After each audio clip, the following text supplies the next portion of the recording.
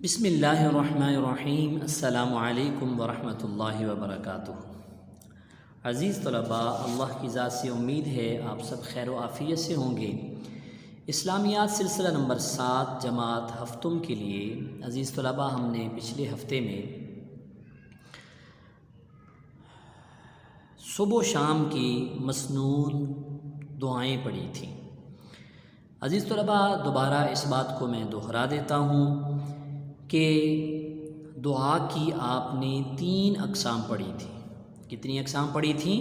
3۔ پہلی قسم کی دعائیں مخصوص عمل کی دعائیں، یہ جیسے کھانا کھانے سے پہلے کی دعا ہے، کھانا کھانا کے بعد کی دعا ہے، سواری پر سوار ہونے کی دعا ہے وغیرہ، دیگر جتنی اس طرح کی دعائیں ہیں جن کا تعلق کسی عمل کے ساتھ ہے، تو یہ پہلی قسم کی دعائیں تھیں۔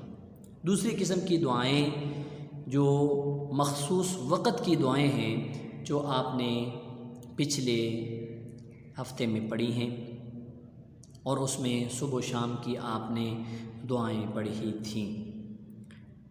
آج ہم دعاؤں کی تیسری قسم پڑھیں گے، اور یہ ہیں جامع مسنون دعائیں۔ یہ وہ دعائیں ہیں کہ جن کا نہ تو کسی مخصوص عمل کے ساتھ تعلق ہے اور نہ ہی کسی مخصوص وقت کے ساتھ تعلق ہے، بلکہ یہ بڑی عام ترین دعائیں ہیں۔ احادیث مبارکہ میں بہت ساری دعائیں آئی ہیں، لیکن ان میں سے چند دعائیں یہاں آپ کو سکھائی جائیں گی۔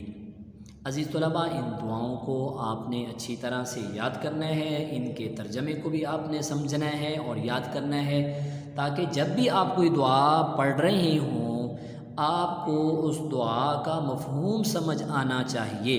ترجمہ سکھانے کا یہ مطلب ہے، یہ نہیں ہے کہ دعا کے الفاظ تو رٹے ہوئے ہیں اور پتہ نہیں ہے اس کا مطلب کیا بن رہا ہے، تو وہ دعا کے اندر وہ آپ کو دعا سے وہ استفادہ حاصل نہیں ہوگا، یا دعا کے اندر وہ آپ کو مزہ نہیں آئے گا، وہ سکون نہیں ملے گا جو آپ کو حقیقت میں ملنا چاہیے تھا۔ عزیز طلباء، اب ہم جامع مسنون دعائیں پڑھنے کے لیے کتاب کو کھولیں گے۔ عزیز طلباء، صفحہ نمبر 51 پر یہ عنوان ہے جامع مسنون دعائیں۔ دعاؤں کی ایک قسم ایسی بھی ہے جو کسی وقت اور عمل کے ساتھ مخصوص نہیں، بلکہ یہ وہ جامع دعائیں ہیں جو کسی بھی وقت مانگی جا سکتی ہیں۔ اس قسم کی دعاؤں کی بہت بڑی تعداد ہے، حدیث کی کتابوں میں یہ دعائیں ملتی ہیں۔ ہم آپ کے لیے ان میں سے صرف چند دعائیں ذکر کر رہے ہیں۔ ان دعاؤں کو عربی میں یاد کریں اور ان کو پڑھتے وقت ان کا ترجمہ بھی ذہن میں رکھیں۔ عزیز طلباء، دوبارہ یہ بات دہرا رہا ہوں کہ ان دعاؤں کو یاد کرنے کا مقصد اور ان کو آسانی سے یاد رکھنے کا طریقہ یہ ہے کہ آپ ان دعاؤں کو اپنے معمولات میں شامل کریں۔ اپنی جو آپ دعا کرتے ہیں، نماز کے بعد کرتے ہیں، تہجد کے بعد کرتے ہیں، کسی اور وقت میں آپ نے دعا کے لیے کوئی وقت مخصوص کیا ہے، اس وقت میں ان دعاؤں کا ضرور اہتمام کریں۔ سب سے پہلی دعا ہے دین پر ثابت قدمی کی دعا، بہت اہم ترین دعا ہے عزیز طلباء۔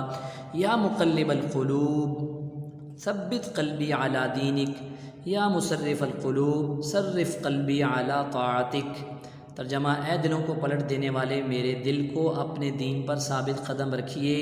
اے دلوں کو پھیرنے والے، میرے دل کو اپنی اطاعت کی طرف پھیر دیجئے۔ تو یہ پہلی دعا ہے۔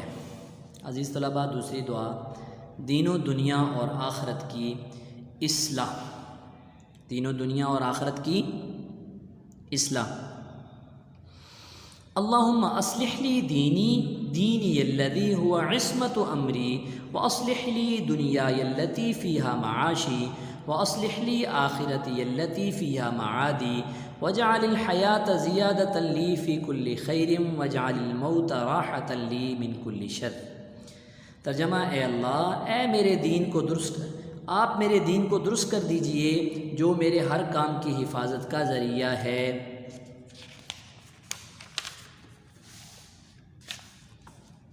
اور میری دنیا کو درست کر دیجئے جس میں مجھے زندگی بسر کرنی ہے، اور میری آخرت کو درست کر دیجئے جہاں مجھے لوٹ کر جانا ہے، اور میری زندگی کو ہر اچھے کام میں زیادتی کا ذریعہ بنا دیجئے، اور موت کو میرے لیے ہر شر سے نجات کا ذریعہ بنا دیجئے۔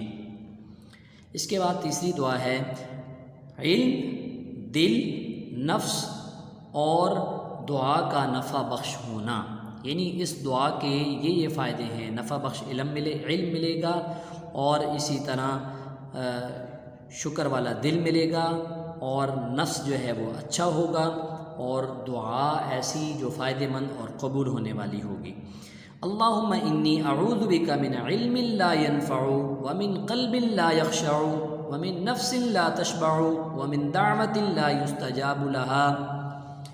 ترجمہ، اے اللہ میں آپ سے پناہ مانگتا ہوں اس علم سے جو نفع نہ دے، اس دل سے جس میں عجز و انکساری نہیں، اس حریص نفس سے جس کا کبھی پیٹ نہ بھرے۔ کتنی بہترین دعا ہے عزیز طلباء، اور اس دعا سے جو آپ کی بارگاہ میں سنی نہ جائے۔ اب دیکھیں ترجمے کی کتنی اہمیت یہاں آپ کو سمجھ آئے گی۔ آپ کو یہ الفاظ یاد ہیں، لیکن آپ کو اس دعا کی اہمیت اس وقت تک آپ پر واضح نہیں ہو سکتی جب تک اس کے ترجمے کو آپ نہ سمجھ پائیں۔ اگلی دعا ہے ہر کام کا اچھا انجام۔ اللہم احسن عاقبتنا فی الامور کلہا واجرنا من خزی الدنیا وعذاب الآخرہ۔ ترجمہ، اے اللہ آپ ہمارے ہر کام کا انجام ہمارے حق میں اچھا کر دیجئے اور ہمیں دنیا کی رسوائی اور آخرت کے عذاب سے پناہ دیجئے۔ نماز حاجت، عزیز طلباء یہ ایک نماز ہے، نماز حاجت، یعنی جب کوئی بندہ پریشان ہو، کوئی اس کا کام ایسا ہو کہ وہ اللہ تعالیٰ سے کوئی خاص حاجت ہو، کوئی ضرورت ہو، یا اللہ کے کسی بندے سے کوئی حاجت اور ضرورت ہو، تو اس کے لیے کیا کرے؟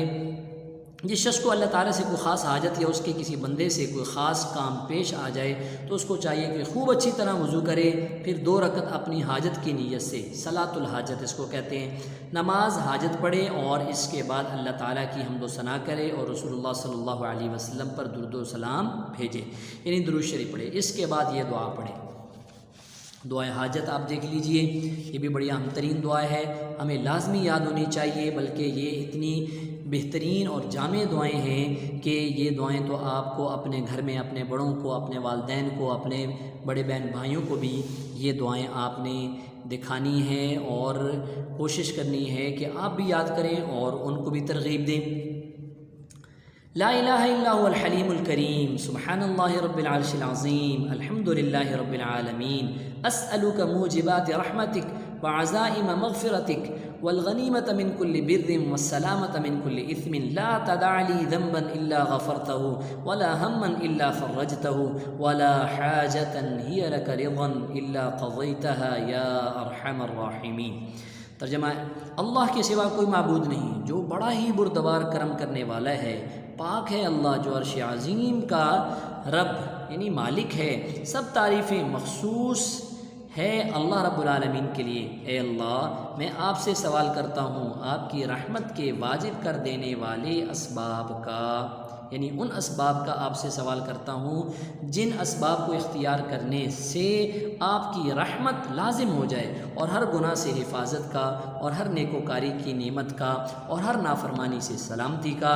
اے اللہ آپ میرے کسی گناہ کو بغیر بخشے مت چھوڑیے، اور میری کسی فکر و پریشانی کو بغیر دور کیے مت چھوڑیے، اور میری کسی ایسی حاجت کو جو آپ کی مرضی کے موافق ہو بغیر پورا کیے مت چھوڑیے، اے سب سے بڑے رحم کرنے والے۔ عزیز طلباء بڑی بہترین دعائیں ہیں، ان کو لازمی یاد کرنا ہے اور ان کو اپنے معمولات کا حصہ بنانا ہے، اپنی دعاؤں کو حصہ بنانا ہے۔